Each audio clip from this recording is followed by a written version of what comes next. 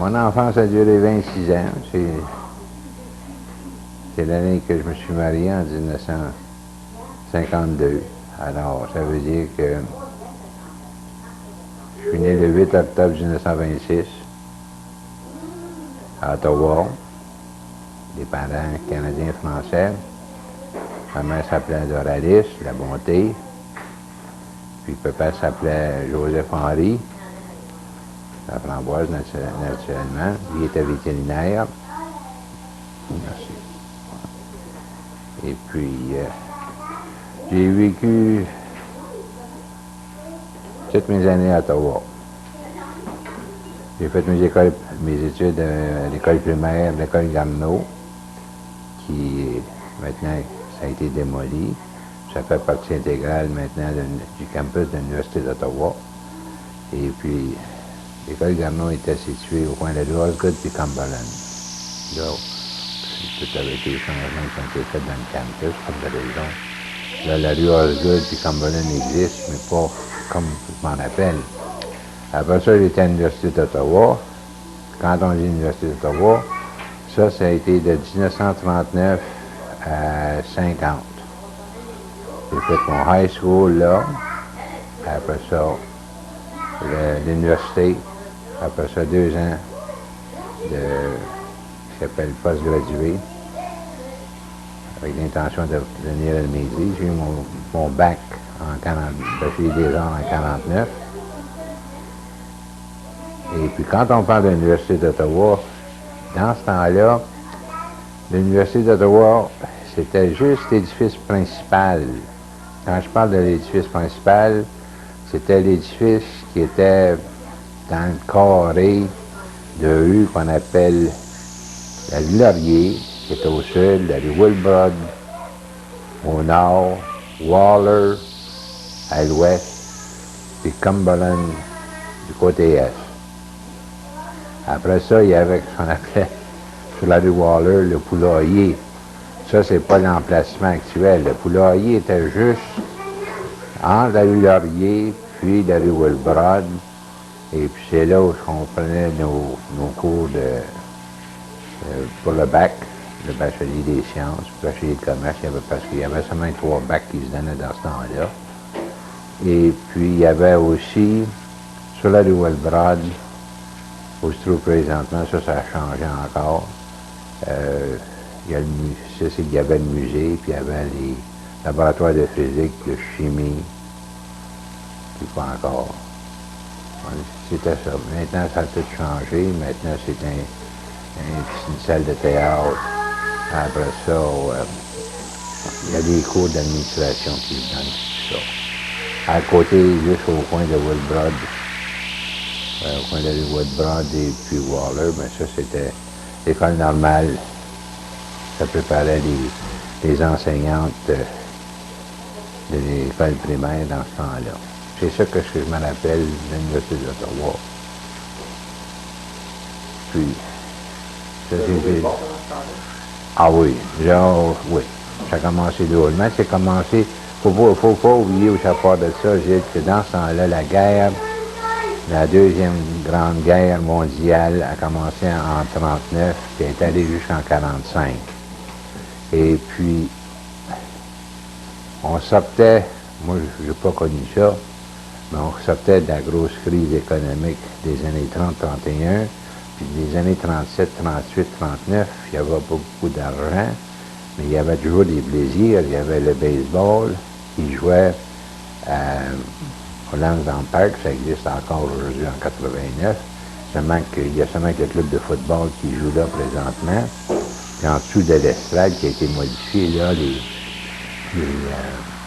le club d'Ottawa, le club de hockey d'Ottawa qui joue à l'heure actuelle là.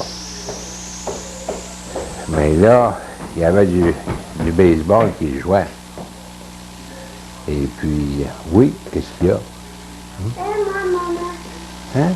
Ta maman? Oui. Ah. T'es avec maman puis grand-maman? Hein? OK. Là, on avait commencé, on était des jeunes. Nous autres, on jouait dans la cour. différents jeux, puis tout ça. Puis quand le baseball est arrivé à Ottawa, on allait au parti, nous autres.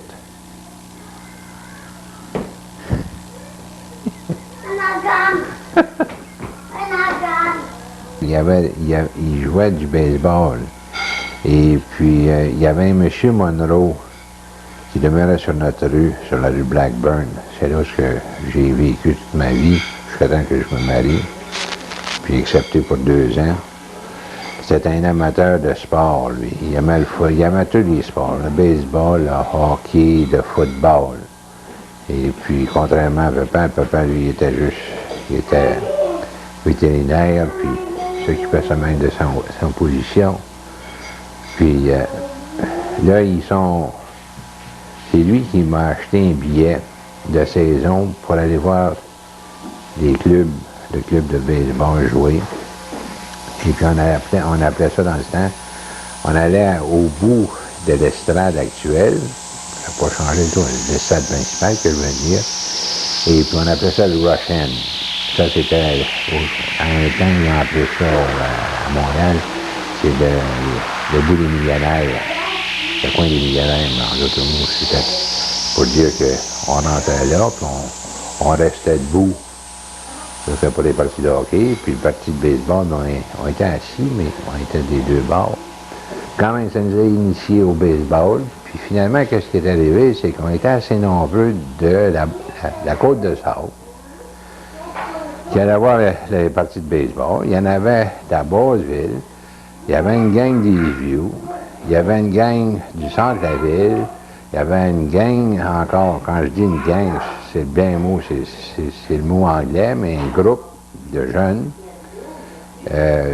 Autour de la rue Preston, c'était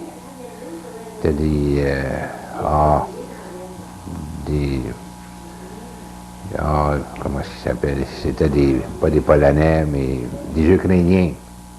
Mais quand même des Italiens, mélangés avec des Italiens, puis tout ça. Il y avait encore un groupe dans Ottawa-Est. Puis qu'est-ce qui est arrivé dans ça? Ça a tout commencé, comme toute autre chose, 2 groupes. Le groupe des Yeux et le groupe de la Côte de Sable, qui étaient côte à côte. Et puis il y avait le parc Strathcona, qui existe encore en 1989. Il y avait un terrain de baseball là. Et puis de l'autre bord de la rivière, juste à côté où joue le tennis rideau, il y avait le club, il y avait une place, un emplacement pour jouer le baseball. Maintenant, c'est un parc, tout simplement. Mais c'est là où se jouaient des parties pour les groupes des vieux. Et puis, il y en a un qui s'est lancé un défi à l'autre. Maintenant, moi, je me rappelle que de notre côté, c'était nommé Bill Bambrick qui avait appelé l'initiative. Il est décédé aujourd'hui. Il avait demandé Campo, un nommé Campo. Je ne me rappelle plus son dernier nom. Son premier nom, plutôt, je ne m'en rappelle pas. Puis ils se sont lancés un défi de jouer une partie amicale. Une partie au Parc Strathcona, puis après ça, l'autre partie à Izu, Terrain des Yeux. Ça s'est fait. Puis la prochaine année, ils ont fait la même chose, au lieu d'être seulement 2 clubs comme ça qui ont joué juste 2 parties à l'amicale, ils ont commencé une petite ligue de juvéniles. Ça a commencé une ligue juvénile. Izu était dedans, comme de raison, parce qu'il avait initié l'affaire avec la Côte de Sable. Puis il y a d'autres clubs, il y a le Ottawa South qui jouait au parc Borower. Il y avait Ottawa-Est, il y avait un club d'Ottawa-Est, il y a un club aussi qui jouait tout près du lac Dow. Ça s'appelait le parc commissaire, Commissioner Park en anglais. Eux autres, il y avait un club, il y en avait un tout près juste à côté du collégiate, le Lisgar Collegiate. Il y avait un terrain qui était là, qui s'apprêtait pour le baseball, aussi à part de ça. Alors, tout ça, ça a commencé, là, à prendre de l'ampleur. Et puis, du juvénile, qui était pour des joueurs de 16 ans et moins, il a fallu, après ça, sauter aux juniors pour accommoder les yeux, parce que les autres, leurs joueurs étaient un petit peu plus vieux que nous autres. Puis, finalement, on a joué jusqu'à l'âge de 18, 20 ans. Et puis, moi, je sais pas si je me suis développé plus vite que les autres ou quoi, mais d'une chose à l'autre, je me suis fait une réputation. Après ça, ils sont venus me chercher pour aller jouer au Stade d'Écosse, à Hull, pour le club Hull-Laurier. Ils ont pris différents noms. Le Stade de Laurier, puis après ça, le régiment de Hull. Puis là, j'ai joué avec des plus âgés. Après ça, j'ai joué avec Brockville dans une autre ligue, quoique Brockville venait jouer contre nous autres dans cette ligue-là. Après ça, il y a eu la ligue qui s'appelle la ligue de Papineau.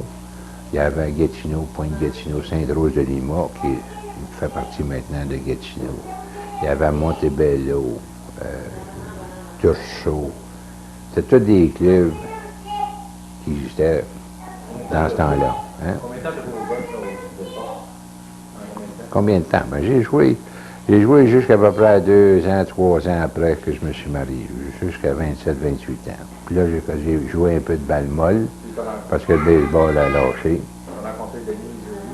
Denise, Denise, c'était une correspondante qui date, je l'ai connue par correspondance en 1942, quand je faisais mes études secondaires.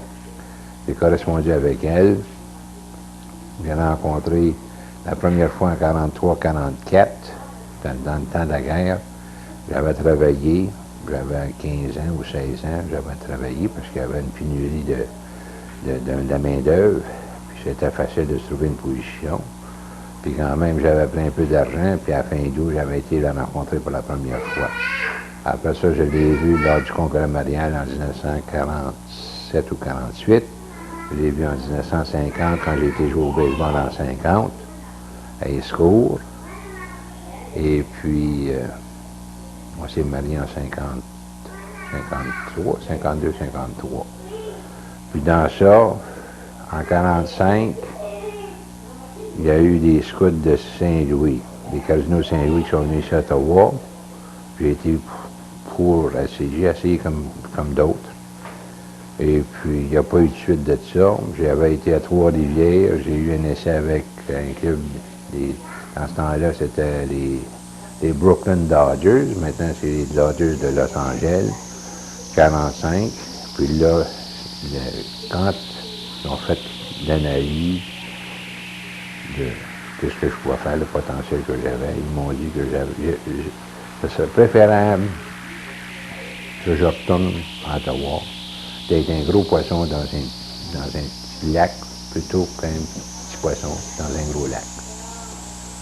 Puis ça, cette consigne-là, je l'avais acceptée, vu que c'était ma deuxième fois que j'avais essayé de jouer professionnel. Mais en 48, il y en a un type qui m'a talonné, je ne me rappelle plus de son nom, il m'a talonné pour aller à Ogdensburg. Il y avait un camp pour le club des Cubs de Chicago. Et puis d'une chose à l'autre, quand même, j'ai joué à peu près 1 an et demi professionnel. Mais quand on dit qu'il faut dire ça vite, parce que là, j'ai signé avec Ogdensburg. J'étais avec eux autres pour le restant de la saison, ce qui veut dire à peu près 1 mois. Ils m'ont fait jouer peut-être pour 1 semaine, puis après ça, ils m'ont mis sur la liste des blessés pour 21 jours, puis en réalité, je ne l'étais pas. Puis quand c'est venu le temps pour jouer dans les détails, j'étais pas éligible, alors j'ai pas joué beaucoup. L'année suivante, ils m'ont fait signer un contrat pour les besoins de la cause. Ça n'a pas pris 1 semaine qu'ils m'ont envoyé à Centralia, Illinois. J'ai resté là pour 1 mois. Puis là, je soupçonne que c'est parce que les Cubs de Chicago voulaient voir exactement si j'avais du talent ou non. Quand ils ont réalisé que j'en avais pas assez, ils m'ont laissé aller. Là, je suis revenu à Ottawa. La première chose que je sais, là, l'équipe d'Ottawa, M. Gorman m'a fait signer un contrat. Puis là, j'ai joué avec eux autres pour le restant de la saison. J'ai commencé l'année suivante, mais ça n'a pas duré, je pense, 1 mois. Ils m'ont laissé aller. Puis là, j'ai retourné à jouer. J'ai joué encore semi-professionnel. J'ai joué à Valleyfield, mais j'ai pas aimé ça. Puis après ça, j'étais à Val-d'Or. j'avais été là parce que j'étais à la fin de ma carrière de baseball, j'avais 25-26 ans. Puis j'avais plus d'intérêt. Disons que toute fin pratique. OK, j'étais. Du début de ton mariage, comment est-ce que... Oui, là, en 52, on a décidé, voici, on s'est fiancés c'était en 52. On s'est mariés. Toi, t'es marié, t'es né en 54? Donc, on s'est mariés en 52, vois-tu, à Saint-Pacôme. Puis une chose aussi à part de ça, c'est qu'on s'est mariés le 11. Je me rappelle, mercredi le 8, c'était ma fête. Le 9 jeudi, 10 vendredi, dimanche, samedi, c'était le 11.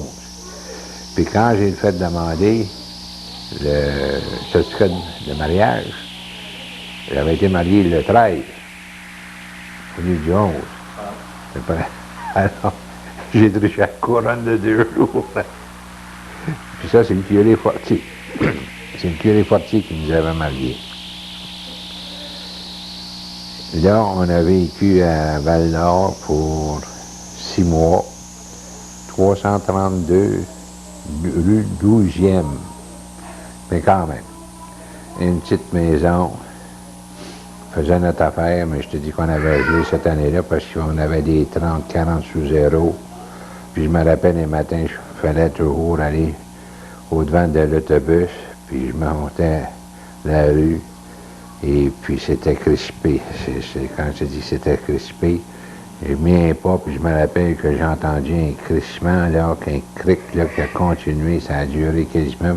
Ça a été tout le long du trottoir pour prendre un bloc de longueur, pour te dire qu'il faisait froid. Je me rappelle aussi à part de ça, avant qu'on soit mariés, on allait à Bourlamac, au Vu. J'étais avec mon petit cousin, Guy Kennel. Et puis, après les vues, on avait décidé de marcher à la maison. On avait peut-être 2000 à parcourir. Puis entre Bourlamac puis Val-d'Or, c'est comme un peu comme traverser du parc Major à, disons, au parc Jacques-Cartier à Hall. Mais traverser le pont. Puis on faisait face au vent. On parlait, première chose, on se regarde l'un et l'autre. On a constaté qu'on avait des bouffées, des marques blanches, là, pâles, puis tout ça. On commençait à geler, on gelait. On ne s'était pas aperçu de ça du tout. C'est seulement qu'en se regardant, quand on a vu ça, tout de suite, on est rentré dans un restaurant, on a pris un coke ensemble, ou une tasse de café, je ne me rappelle pas, puis on s'est réchauffé, puis là, on a continué. Pour te dire comment il faisait froid. C'est pas les... Qu'est-ce que tu faisais comme job à ce moment-là? Oh, c'est vrai. J'avais été là pour commencer. Ah. OK. L'entente, quand j'étais à Val-d'Or, il m'avait offert 75 piastres pour monter là. Non, 50 piastres. Au printemps, ça. Il m'avait offert 50 piastres par semaine. Et puis, Valleyfield sont arrivés, ils jouaient dans la Ligue ancienne, ils m'ont offert la même chose, 50 piastres. Alors, vu que Valleyfield était plus proche que Val-d'Or, j'ai oublié plus ou moins ma promesse que j'avais faite au printemps de bonheur. J'étais plus intéressé dans mes études que dans le baseball dans le temps. Mais quand même, j'ai accepté d'aller à Valleyfield. Mais 2 choses sont survenues à Valleyfield, ou 3 choses. La première chose, j'étais pas en bonne condition physique. Il a fallu, là, j'ai constaté qu'il fallait que je me mette en condition physique, ce que j'ai fait. Deuxièmement, là, on jouait 2 parties le dimanche. Une partie chez nous, à Valleyfield, puis une autre partie soit à Saint-Jérôme, ou à La Chute, ou à Sainte-Thérèse, qui était dans le nord de Montréal. Ce qui voulait dire que, sitôt que la partie était finie à Valleyfield, il fallait prendre le Upper Lachine Road, qui était maintenant une route secondaire, ça ne fait plus partie de la 20, mais c'est l'Upper Lachine Road, qui était la route principale pour rentrer à Montréal puis de sortir de Montréal. Puis ça, il y en avait, si tu penses qu'il y a des cowboys aujourd'hui, il y en avait dans ce temps-là où ça part de ça. Là, je me rapporte, là, jusque dans les années, à peu près, vois-tu, OK, 51 à peu près. 51, 52, oui. Et puis là, quand... là, j'avais, excuse-moi, la chienne dans mes culottes. J'ai dit, coudonc, je ne m'aurais pas sur la route. Alors, là, j'ai sacré mon camp de Val-Lucie. Quand j'ai dit j'ai sacré mon camp, il y a une autre chose qui s'est revenue. Quand ils ont... Val-d'Or, les autres, ils ont communiqué avec Ottawa, maman, papa, pour voir où est-ce que j'étais rendu, qu'est-ce que je faisais, que je n'arrivais pas à Val-d'Or. Puis là, papa, il a dit que j'étais à Valleyfield. Puis d'une chose à l'autre, ils ont dit, tu s'en viens, on va lui donner 75 pièces par semaine, puis on va lui payer chambre et pension. Comme de raison, j'ai sauté tout de suite, 90 pièces dans ce temps-là, c'était de l'argent. Et puis c'était parce que ma tante Mina était là. Quand ils ont su que j'étais parent avec Mme Canel, j'étais ma tante, puis tout ça, puis qu'elle était prête à me prendre comme pensionnaire. Oui, qu'elle voulait me prendre comme pensionnaire. C'est là que j'ai sauté dessus, ils m'ont envoyé mon argent pour l'avion. Je suis parti de Valleyfield, j'étais à Montréal, puis de Montréal, le lendemain, je prenais l'avion pour aller jusqu'à Val-d'Or. Puis là, j'ai joué 2 ans. J'ai joué pour Val-d'Or la première année, la deuxième année. Oh non, attends une minute, là. Oh, c'était encore un autre. C'est une gimmick, comme on dit. La gimmick, c'était que là, ils ont dit, M. Laframboise, 75 pièces, c'est trop fort. Qu'est-ce que vous allez faire? Vous allez travailler. Vous voulez travailler, on va vous laisser travailler, on va vous trouver une position à Val-d'Or Transport. Et puis là, l'entente, c'était que Val-d'Or Transport donnerait au club 50 pièces. Puis le club, eux autres, me paierait 25 pièces jusqu'à la concurrence de 75 pièces. Et puis après ça, ils paieraient ma pension de 15 pièces par semaine à ma tante Mina. OK? Ça se comprend, ça, cette affaire-là. Qu'est-ce qui est arrivé? J'ai travaillé 7 ou 8 semaines à Val-d'Or Transport jusqu'au 1er septembre. Puis là, j'ai commencé à East Sullivan, à la mine East Sullivan, parce que ça payait plus. Puis là, moi, Val-d'Or Transport ne m'a jamais donné d'argent. L'entente était entre le club et Val-d'Or Transport. Puis j'ai su par après que quand le club est allé réclamer 50 pièces ou c'était 350 pièces pour mes services, pour les 16 semaines que j'avais travaillé là, le gars, il a bargainé comme un bon, comme on dit, comme un juif. Il leur a donné seulement 35 pièces pour mes services, fois 7, pour les 7 semaines que j'avais resté là. Moi, c'était pas... Moi, je m'en foutais comme dans 40. J'avais été payé 75 pièces par semaine.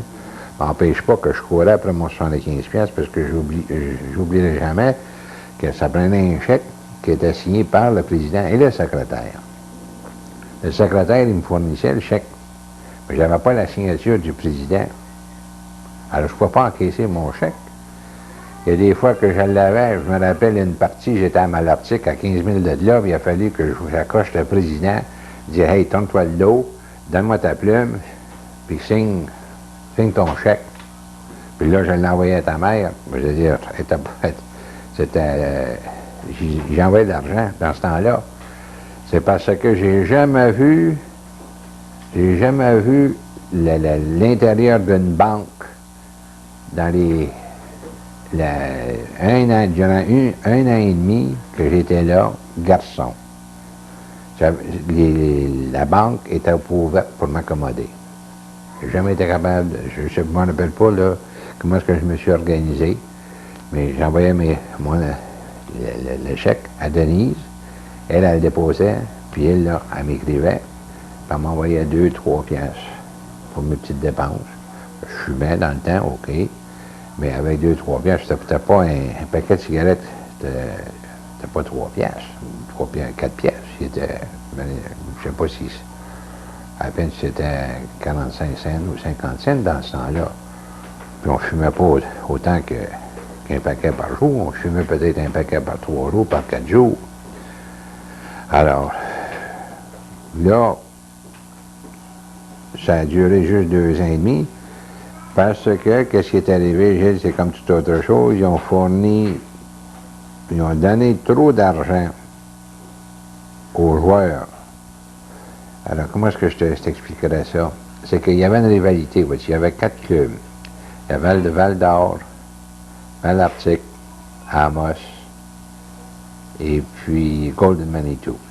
Golden Manitou, c'était une mine.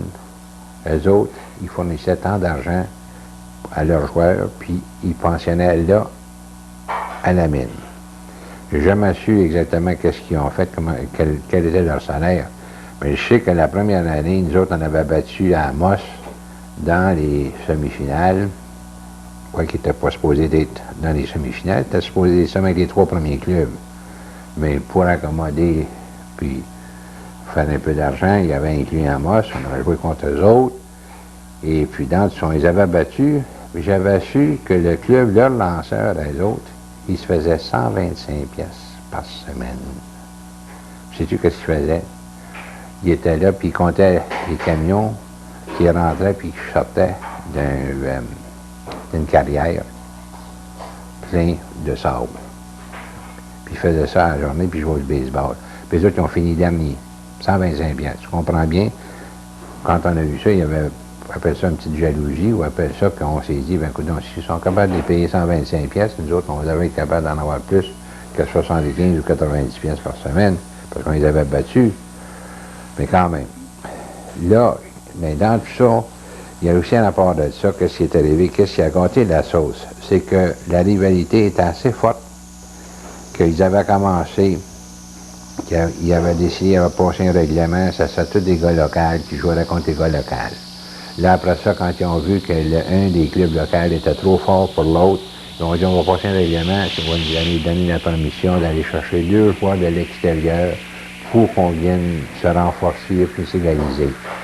Là, les deux joueurs venaient de l'extérieur, ils donnaient un peu d'argent, puis tout ça, puis là, ce club-là était trop fort pour l'autre. Alors, eux autres, ils allaient chercher 2 autres joueurs, 2 joueurs parce qu'ils avaient le droit de le faire, puis ils venaient, puis la première chose, là, c'est les choses étaient équivalaient, ou il y avait un déséquilibre, puis la première chose était rendue que là, c'était la chasse aux meilleurs joueurs, puis elle allait chercher même 6 joueurs, 10 joueurs de l'extérieur.